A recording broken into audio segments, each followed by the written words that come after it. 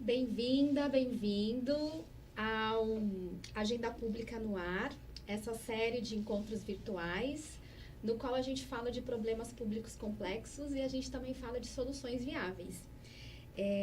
Hoje eu estou aqui com os coautores de um artigo que foi feito durante o Open Master. E antes de mais nada, eu preciso me apresentar, né? Eu sou a Valéria, eu sou colaboradora da Agenda Pública. E a Agenda Pública é uma organização da sociedade civil que há 10 anos se dedica ao aprimoramento da gestão pública e também à melhoria da qualidade dos serviços públicos no Brasil. O tema de hoje gira em torno de transporte público e participação social. Este foi um dos assuntos debatidos no Open Master, que é uma experiência de formação da Escola de Políticas Públicas, que é um programa da Agenda Pública para a resolução de problemas aplicados com foco na gestão pública. Estão aqui comigo hoje o Daniel Lino e o Felipe Fontes, que são os coautores do artigo Para Além do MobLab, Transporte Público, Dados Abertos e Participação no Município de São Paulo. Bem, esse trabalho ele também foi desenvolvido por outros integrantes que infelizmente não estão aqui conosco, mas vamos dar o crédito para eles. A Bárbara Dantas, o Cristiano Cipriani Pombo, o Paulo Robson Sampaio, e eles receberam a mentoria da Caroline Burli Guimarães e do Henrique Carlos Parra Filho, a quem a gente agradece por ter contribuído com o trabalho. Bom, muito bom tê-los aqui. Obrigada. Esse é o nosso terceiro webinar, é o segundo que a gente aborda os artigos desenvolvidos no Open Master. Eu queria que vocês primeiro se apresentassem rapidamente, antes de eu colocar aqui o dedo no botão verde, para a gente começar a falar do trabalho. Pode ser? Pode começar ser. Aqui pelo Daniel? Claro. Eu sou formado no curso de Gestão e Políticas Públicas pela USP Leste. Também estudei Direção e Gestão Pública pela Universidade de Vigo, que fica no norte da Espanha, Galícia. E atualmente eu faço parte do programa de mestrado acadêmico do Programa de Mudança Social e Participação Política, onde ali eu venho investigando a questão de dados abertos no campo da justiça. Que bom. Bem-vindo. Obrigado. Legal. Felipe? Bom, meu nome é Felipe Fontes, eu trabalho com tecnologia e startups. Hoje eu estou à frente de uma startup chamada Nearby, que desenvolve soluções para a segurança emergencial, que permite que surdos possam fazer chamados ao serviço emergencial do 190, ou aplicações que gerenciam socorristas em colaboração com o 92, e atuo com outras startups em inovação, enfim, com tecnologia disruptiva e nessa linha. Que bom. Bom, vocês viram que eu estou muito bem acompanhada, então vamos aproveitar esses minutos para aprender bastante aí com esses profissionais. Bem, no artigo de vocês, indica que o objetivo foi analisar a simbiose entre tecnologias cívicas, dados abertos e transporte público no município de São Paulo. Antes de vocês contarem para a gente o porquê desses objetivos e se eles foram alcançados, eu queria que vocês nos trouxessem um pouquinho mais de informação sobre esse novo conceito, né, o Civitec, que aí engloba a questão das tecnologias cívicas. Vocês poderiam contar um pouquinho para a gente, por favor? Claro. A gente começou a tratar esse tema dos dados abertos relacionado com o conceito de Civitex, justamente porque a gente acredita e buscava oportunidades de colaboração civil dentro da gestão pública. E o tema da MobLab foi justamente por causa disso. A MobLab é uma plataforma estimulada pelo governo de São Paulo, pela Prefeitura de São Paulo, né, para ser realmente uma ponta de conexão entre o poder público e a utilização dos dados públicos para iniciativa privada ou outras iniciativas não governamentais. E o que a gente foi justamente atrás disso, de ver quais iniciativas estão utilizando a conexão que o MobLab proporcionou, quais não estão, quais foram as dificuldades, quais tipos de oportunidades podem ser trabalhadas dentro disso.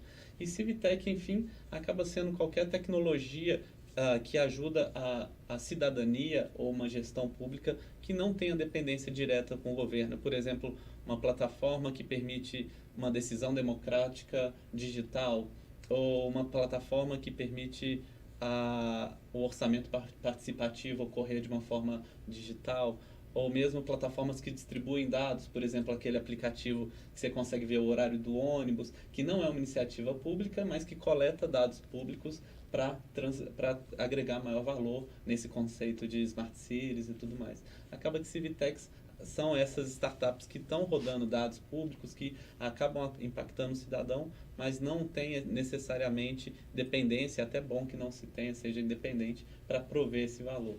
Que ótimo. E vocês podem contar um pouco, então, sobre a identificação do problema que vocês resolveram estudar e como é que foi a trajetória dentro desses encontros no Open Master, né, para poder alcançar aí o resultado que vocês encontraram na formulação do artigo. Tá certo. Não, então, na verdade, mobilidade urbana hoje talvez seja assim, um campo para, se for investigar essa relação usuário de dados abertos e fornecedores, talvez ali seja um campo que você ainda tenha ali informações e consegue enxergar um processo como que está andando. E a questão da nossa preocupação maior foi sempre em cima do usuário final. Será que esses usuários realmente estão sabendo lidar com esses dados, com essas informações? Porque aí, na verdade, a gente está vivendo um paradigma novo nisso. Depois que os órgãos públicos passaram a ser praticamente caixa preta de dados e informações, então, na verdade, os órgãos públicos vão acabar virando plataformas de serviços, né? E todos esses dados poderão e deverão ser reutilizados. No caso da mobilidade urbana, isso já está já tá um pouco mais avançado, né, do que outras áreas. A gente, na composição do artigo, né, num tempo limitado, numa dinâmica bem interessante de colaboração, a gente começou a pensar sobre dados abertos, né? O que é dados abertos? Por exemplo, eu quero saber quantas pessoas estão tendo dengue nesse bairro. Esse dado está disponível? Não está? Espera aí, mas ele foi atualizado por quem? Com qual frequência? Esse dado pode ser comparado com outro bairro? Os parâmetros são comparáveis? E quem garante que esses dados não foram modificados? E peraí, para eu ter acesso a esse dado, eu preciso ter um PDF e redigitar? Ou eu consigo conectar isso num sistema e alimentar um outro sistema? E foi nesse pensamento que a gente começou a pensar. Todo mundo fala de dados abertos, mas um político falando um dado rápido, ou eu consigo de fato trabalhar isso como um banco de dados, que é o estado da arte, ou não, né? Eu estou em qual extremo está São Paulo? E para fazer esse recorte, a gente pegou um bem emblemático que foi o transporte público, porque a plataforma Mobilab foi a que se propôs está na vanguarda disso, ou seja, se uma área que se proponha a trazer isso de uma forma mais dinâmica e que são dados mais que impactam a vida do cidadão, por exemplo, tem trânsito ali, teve um acidente lá, o horário de ônibus, isso a gente poderia já ter uma reflexão do quão maduro está todo o sistema de gestão de dados abertos da cidade de São Paulo. E dentro desse recorte, o que vocês conseguiram diagnosticar? Existe um problema grande por exemplo, principalmente nos conjuntos de dados, né? Na questão de atualização, na questão do acesso e na questão até mesmo de realmente esses dados estão estruturados para ser reutilizados, estão totalmente abertos, né? Porque a cultura de governo aberto ainda dentro da administração pública, ela não está efetivada. Assim, você vê dentro de cada órgão algumas poucas profissionais ali especializados que estão direcionados àquilo, mas se você pega os processos administrativos, ainda não existe essa questão do que vamos publicar e até mesmo uma política para falar o que podemos fazer com esses dados, quais serão os usuários finais desses dados, né? E uma das questões da abordagem de vocês e que imagino que também é tão emblemático quanto a questão dos dados abertos, como também o uso da tecnologia, é justamente a participação social. Claro. Então, o que vocês podem nos dizer com relação a isso? Que talvez seja um dos itens mais relevantes, né? Para que a gente, de fato, consiga transformar um problema complexo em algo que possa ser viável na prática, né? E o que vocês conseguiram investigar e quais foram os insights que vocês encontraram? Bom, esse é um ponto relevante, porque a gente começou a investigar um problema de trás para frente. Poxa, por que as pessoas não estão se mobilizando sobre algumas questões? Aí a gente foi analisar, será que as pessoas têm as informações sobre essas questões? E para elas terem informações, existem dados para serem extraídas informações? E aí que a gente chegou na ponta do iceberg, que é a falta de disponibilidade de dados. São Paulo, comparativamente, pelo estudo que foi feito pela Open Knowledge, vale até buscar também que foi uma referência bem interessante sobre o nível de dados públicos, de dados abertos brasileiros, São Paulo não está mal colocada, até em nível global, mas porque é realmente um movimento onde o mundo todo está se adaptando. Existem alguns caras que já estão no estado da arte, onde você consegue acessar salários e gastos em real time, e outros lugares, como o Brasil, que você consegue ter o horário do ônibus, mas você não consegue com clareza os dados da licitação sobre uma linha de ônibus. E aí como que se pode se esperar, vamos dizer, uma auditoria popular sobre dados, sendo que os dados são disponibilizados de forma defasada, incoerente, e aí até os observatórios públicos que acabam se organizando para esse tipo de ação têm uma certa dificuldade. Aí alguém quer atuar na área de saúde e trabalhar com dados mais atualizados para falar, precisamos atuar ali, e só tem dado do ano atrás. Como que você consegue identificar um padrão de uma doença, sendo que já se estabeleceu, já aconteceu? Então a gente realmente foi nessa linha de que se os dados abertos não estão disponíveis com qualidade, dificulta muito a ação popular, principalmente na área de investigação e de audição, sem uma qualidade desses dados, e acaba desestimulando. E foi de onde a gente pensou, será que no transporte isso já estaria um pouco mais evoluído? E a gente viu, como o Daniel falou, várias fontes de dados diferentes, alguns dados o poder público considera que seria sigiloso, e peraí, que tipo de dado deveria ser sigiloso? Mas dentro de um arcabouço de dados básicos, como horário de linha e tudo mais, São Paulo sim atende razoavelmente, até que aplicativos de horário de ônibus, por exemplo, como esse exemplo, conseguem funcionar bem. Em outros países que têm qualidade de dados ainda mais precários, você não consegue nem oferecer para o seu cidadão um horário de ônibus ou real time, que hora que o ônibus está chegando, porque isso nem é considerado lá. Então dá para pensar que a gente está na metade do caminho, mas que existe uma oportunidade muito grande de avanço. E aí, considerando que estamos na metade do caminho, mas que vocês também identificaram oportunidades, que oportunidades foram essas? Eu acho que, acima de tudo, depois que esses dados são disponibilizados de uma forma, pelo menos seguindo os princípios que o governo aberto diz, que é livre acesso, que possa ser reutilizado, as oportunidades é justamente das pessoas, através desses dados, eu acho que elas conseguem se apropriar do serviço que é prestado. E como tem um caso do Movit, que usa o GPS fez uma solução para as pessoas acompanharem o ônibus. Então, assim, os dados abertos, eles geram um serviço. Eles podem ser utilizados para gerar serviço, além da questão da participação social e da transparência. A gente começou a mapear oportunidades dentro do governo, que seria, vamos dizer, o principal agente para poder colaborar.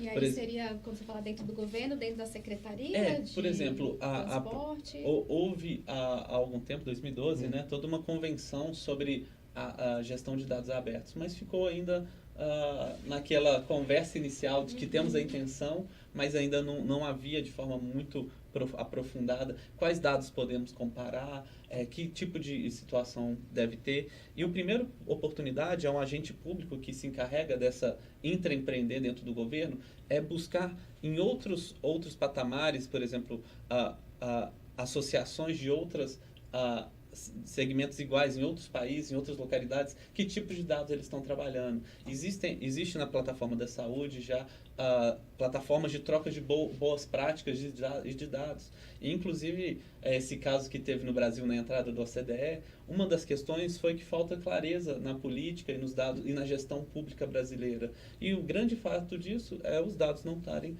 abertos, né? E aí a gente foi pensar na oportunidade para as pessoas comuns, para os cidadãos. Uma delas, a gente até vinha discutindo, são startups ligadas a Civitex mesmo, que podem fazer a coleta de dados governamentais e estruturar isso em banco de dados, em vez de eu ter que entrar em 17 páginas diferentes para coletar dados do Piauí, Maranhão e tudo mais, essas informações poderem ser centralizadas e comparáveis, montar relatórios, enfim, a começar a gerar informação em cima de dados e criar processos de cobrança de dados padronizados do poder público. Eu acho que já começam a surgir iniciativas que começam a falar, você faz dados abertos, mas espera aí, esse dado não está, esse dado está errado, esse dado dados dá certo, ao ponto de poder pontuar o governo em níveis de eficiência e gestão, em premiações a princípio e, por que não, ao nível legislativo, para que se tenha uma obrigação de se estar disponibilizando dados abertos. Então, desde um político que está querendo aplicar uma lei sobre isso, sobre clareza governamental, esse paper pode ser interessante para ele entender que contexto nós estamos, que outros caminhos tem, quais não tem, e quem está buscando oportunidades.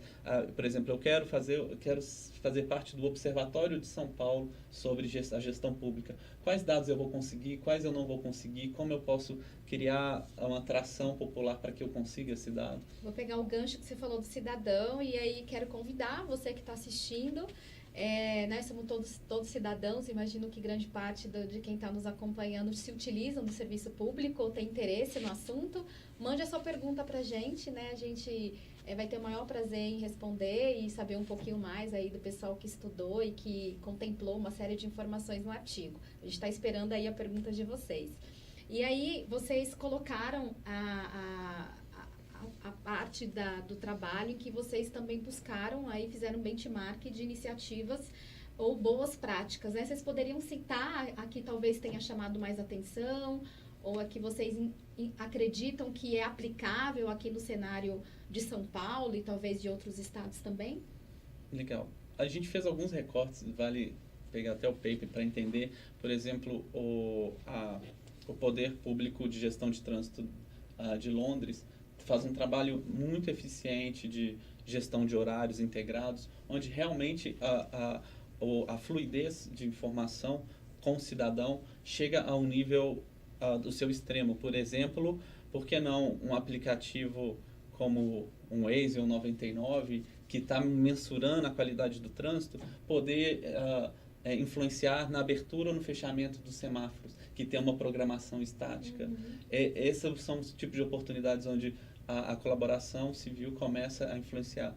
E a gente viu cases diversos no mundo, eu não estou com todos aqui de cabeça, claro, mas esse da Inglaterra mostra com muita clareza, né? Enquanto a gente está falando aqui de horário de ônibus, eles estão fazendo influência sobre fluxo das pessoas, recomendando melhores horários, coletando pontos de problemas para que o trânsito possa saber onde atuar, não, ali precisa de reforma, está gargalando, esse tipo de comportamento de uma forma bem mais eficiente, fluindo. E caminhando até para o que eu cheguei a comentar, o conceito também de cidades inteligentes que vem ganhando força, apesar de ser um conceito ainda, porque você pega pessoas, por exemplo, da geografia tem uma visão, da arquitetura tem outra, mas enfim, essa questão da tecnologia na intermediação de processos realmente é um pouco a tendência. Nos Estados Unidos, por exemplo, eles citam um exemplo, eu estou citando um que está fora do artigo. Eles utilizaram as estruturas de telefone antiga, essa que a gente conhece como orelhão, e pegaram essa estrutura e criaram centrais de serviços digitais. Né? Então, essa demanda que tem nas cidades grandes, mais gente em pouco espaço, isso vai realmente necessitar que se criam políticas públicas mais eficientes, e isso vai ser feito através dos dados, através dessa questão da tecnologia que está cada vez mais forte, é um caminho sem volta, até imagino.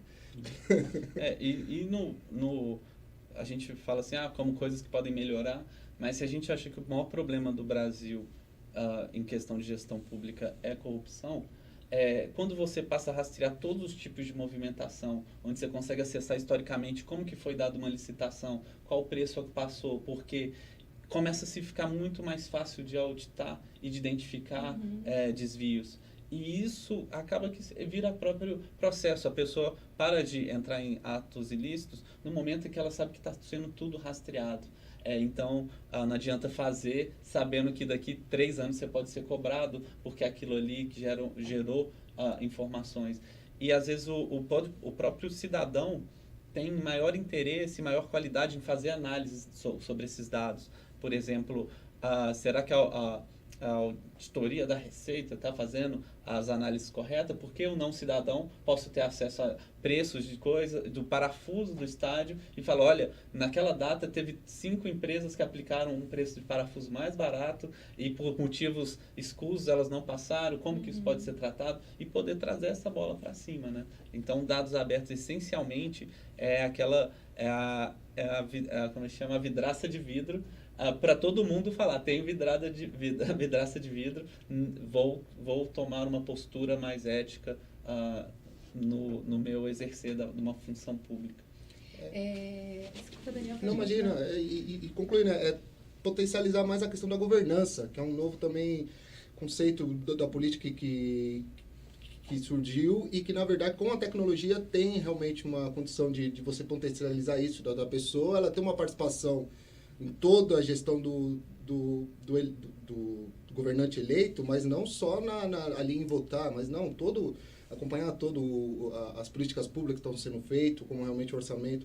E os dados abertos realmente é um caminho para isso. O que você está trazendo é o quanto que uma governança compartilhada Sim. tem campo, né, para Claro. de fato acontecer na prática, se utilizando desses dados abertos, se utilizando das tecnologias que estão aí sendo disponibilizadas, né, para o cidadão. E aí também acredito eu que quando a gente está num debate como esse, é uma iniciativa também de instigar que todos os cidadãos possam contribuir participando de estudos ou movimentos como esse, né? Que, como o Felipe trouxe, você ter os dados abertos, que fica, né, como algo que pode expor demais, mas é uma forma também de você reter problemas como corrupção, ou pelo menos trazer uma maior visibilidade para a população. Sim. E para o cidadão que possa, de fato, ter uma participação, né, na gestão pública. Acho que essa questão da governança compartilhada, de fato, é extremamente importante, não só no setor de transporte, mas nas outras pastas Sim. que a gente tem em todos os municípios e governo, e aí também em âmbito federal, né, com certeza. E se vocês pudessem ter tido a oportunidade de debruçar mais tempo ainda nesse trabalho, a gente sabe que no Open Master tem os 5 encontros, né, que estão ali para poder reunir pessoas de diferentes setores, para poder debater sobre temas que são importantes no nosso dia a dia. Que caminhada que vocês teriam tido? Que aprofundamento vocês gostariam de fazer? Ou que tipo de debate que vocês gostariam de construir por meio desse estudo que vocês fizeram, que se transformou no paper, que a gente vai disponibilizar para quem está assistindo? Bom, existe aqui o manual existe um manual de dados abertos que a Open Knowledge ela disponibilizou, que tem ali uma forma das pessoas se apropriar um pouco da temática e saber como que seria um plano de dados abertos, como que elas poderiam fazer isso. Então, o ideal é a pessoa entender primeiro esse conceito do governo aberto, por que isso, qual é esse paradigma novo que a tecnologia está propiciando, para depois ela saber realmente quais as informações que ela precisa e como que realmente ela disponibilizaria isso. Então, o que fazer com essas informações também, né? Sim, ter o acesso e fazer uso apropriado dessas informações. Né? Eu gostaria muito de aprofundar na área mesmo de verificação contábil, licitação, processo de decisão, pregão, deixar todo tipo de contratação digital e aberta. Isso tem muita oportunidade de moralização da gestão pública, e na parte da saúde tem realmente um potencial de salvar vidas, né? Que tipos de problemas estão surgindo, quais não estão, e a gente pode estar falando de médicos identificando padrões de doença que só vão ser percebidas depois de um tempo. A gente vê sobre doenças de crianças relacionadas a chikungunya e coisas assim que só foram percebidas depois de um tratamento correto, porque havia um padrão de dados que o médico identificou, e só que o prontuário, apesar de ser do SUS, fica restrito naquele médico, aqueles tipos de pacientes não foram comparados, e esse tipo de coisa poderia estar sendo feita automática e de uma forma muito dinâmica pelo próprio poder público, né? Então, são duas áreas. Tem iniciativas, por exemplo, que você vê até de mapeamento de dinheiro público, né? Assim, coisas que teria assim, um retorno mais prático para as pessoas. Questão de hospitais. Você pode fazer uma série de, principalmente na questão de mapeamento, de GPS, de mapear informações. Então, o que eu acho que daria para se aprofundar muito é você trazer isso de uma forma bem mais clara para as pessoas. Porque eu acho que existe um grupo de pessoas pequeno que tem já uma propriedade desse tema, mas realmente a grande massa ainda mal entendeu que entrou nesse novo paradigma de governo digital. Sim.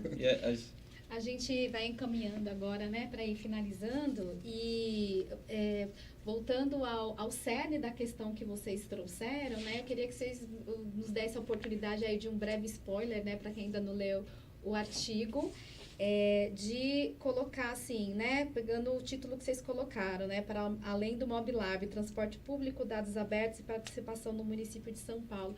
Quais seriam as principais conclusões nesse paper? Legal. O nome para além do MobLab é até uma provocação. A iniciativa do MobLab foi uma iniciativa louvável, foi o primeiro ponto de contato para dados abertos num segmento, mas o que aconteceu? Teve mudança política, o MobLab parou, algumas necessidades de algumas startups que estavam lá em dados diferentes do que eles gostariam de compartilhar, eles não conseguiram gerar. Ou seja, o que a gente quer propor aí é que não seja uma política localizada com um órgão centralizando a distribuição de dados abertos. Isso tem que ser realmente um padrão, independente do partido que está assumindo, ser constitucionalizado de alguma maneira. E olha que legal, antes do Daniel também falar, a gente acabou de receber uma pergunta que tem tudo a ver com o que você acabou de dizer, porque a Adriana Souza Silva, obrigada Adriana pela pergunta, ela fala que o ano que vem temos eleições municipais, né? 2020 temos eleições, e ela pergunta como nós, cidadãos comuns, podemos contribuir para forçar os candidatos se comprometerem com uma mobilidade urbana que priorize menos carros e mais transporte público? Olha, é uma ótima pergunta mesmo, porque assim, essa tendência nossa que estamos adotando desse transporte através dessas empresas de aplicativos, isso, no meu ponto de vista, e compartilhei também com um professor lá da universidade, isso não pode acontecer que por causa de um corrói o outro, porque o que está acontecendo é que estão abandonando mesmo o investimento em transporte público em virtude disso, né? E eu acho que, assim, você não pode dar esquecer do transporte público em benefício desses aplicativos, porque o transporte público ele é importante também. Então, eu acho que esse equilíbrio, principalmente na questão de imposto e de direcionamento do orçamento, da questão do transporte, isso tem que ser muito revisto. Eu acho que para você cobrar isso de um político, você pode até falar, poxa, o senhor precisa investir mais em transporte público, mas realmente tem que ser vista essa questão da uberização e que vamos fazer realmente com o transporte público. Se estamos de olho só nessa questão da tecnologia ou se vamos também priorizar os ônibus e toda essa estrutura. Vale pensar que tem dois tipos de políticos. O que ainda não ocupou o cargo que você está decidindo e o que já ocupou. O dado aberto costuma, primeiramente, ajudar a gestão que acabou de passar. Não só os dados abertos, mas a própria análise, né? O político que está pedindo uma reeleição, ele fez um trabalho nesse direcionamento, vamos dizer, de um trânsito sustentável. Os conceitos que ele defendem, né, fazem sentido com os nossos. E aí, quando vai para um político novo, ele pode ter uma retórica que vai para esse sentido e vale bem entrar no plano de trabalho dele se ele existe um plano de implementação. Por exemplo, eu que sou de Belo Horizonte, há 30 anos todo prefeito de Belo Horizonte promete uma expansão do metrô que nunca aconteceu. Então não adianta fazer também propostas populistas que não estão atreladas a uma realidade fiscal da cidade e tal. Então é bom ver se tem uma visão prática mesmo de implementação. Quero agradecer muito a presença de vocês aqui, agradecer ao grupo todo que fez o trabalho, pela a investigação que foi feita. E a gente está falando de um tema que tem tudo a ver com os objetivos do desenvolvimento sustentável, né? Transporte está tá ali acoplado entre alguns dos ODS, especialmente o 11, né, que é Cidades Sustentáveis. E aí eu gostaria de aproveitar e ressaltar que a Agenda Pública está na Comissão Municipal dos ODS de São Paulo, nas câmaras técnicas da Comissão Nacional de ODS e no Conselho de Transparência Pública e Combate à Corrupção do Ministério da Transparência e Controladoria Geral da União. Entre outras redes, a Agenda Pública também integra a Estratégia ODS, que é uma coalizão que reúne organizações da sociedade civil, do setor privado, governos locais e academia, com o propósito de ampliar e qualificar o debate sobre ODS no Brasil. Parte desse grupo é a Brinc, a quem a gente agradece pelo ceder aqui o estúdio que nós estamos novamente.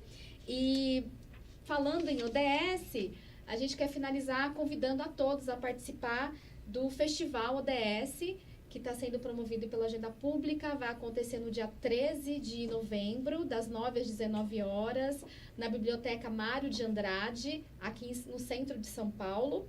E é em parceria com a Estratégia ODS e é com cofinanciamento da União Europeia. O festival promoverá experiências, mão na massa, para combater e construir soluções viáveis para problemas públicos complexos. É como uma continuidade do papo que a gente estava tendo aqui com o Felipe e com o Daniel, de realmente levantar questões públicas complicadas e difíceis e trazer diferentes atores da sociedade para a gente poder debater em cima disso e na prática, trazer algumas soluções nesse um dia de evento. Então, vão ter painéis, vão ter oficinas, entrevistas, debates e também algumas atrações culturais. Quem tiver interesse pode se inscrever pelo www.festivalods.org.br. E para quem nos acompanhou, muito obrigada. No próximo mês a gente vai ter um outro webinar e em breve, quem pôde nos acompanhar vai receber o artigo aqui que a gente conversou hoje, vai receber em primeira mão esse artigo para leitura. E quem tiver alguma dúvida, algum questionamento e quiser nos encaminhar algumas perguntas, fique à vontade de usar os nossos canais e que a gente vai pedir a contribuição do grupo para responder. Muito obrigada!